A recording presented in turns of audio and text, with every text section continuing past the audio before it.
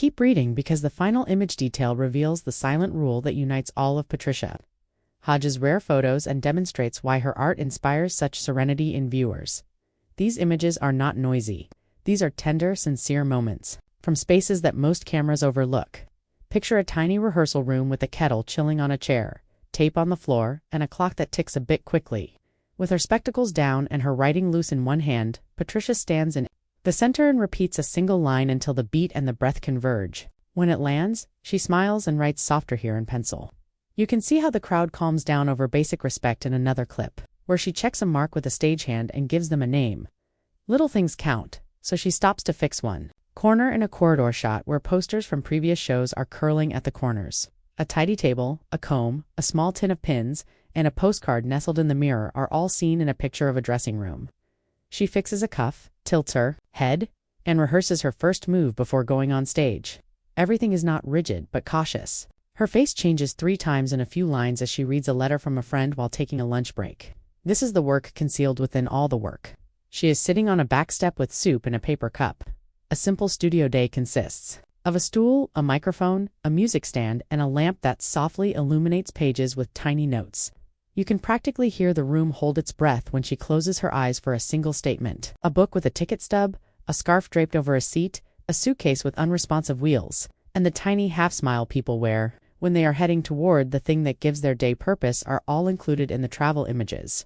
She holds a screenplay and a mug beside a window in a home garden shot, indicating a cut to make a scene flow like actual conversation. As she lets a word settle and then gives it room, the red light in the radio booth glows and her voice fades a bit. Folding chairs, a crooked banner, and Patricia hugging someone who brought a playbill from years ago are all seen in a charity event shot. Patricia writes more than just her name and listens as if she is the only one in the room. She asks a young actor, "What do you need here?" As the seats in the practice circle are drawn close together, she created space, so the scene is different the following time. Her hands, palms open, form a rhythm without uttering an additional word. In this uncommon view, the body signals we have time, with the feet planted firmly, shoulders low, and chin level. Also, night shots are silent. A coat collar turned up, a street after rain, and the calm that follows a good day.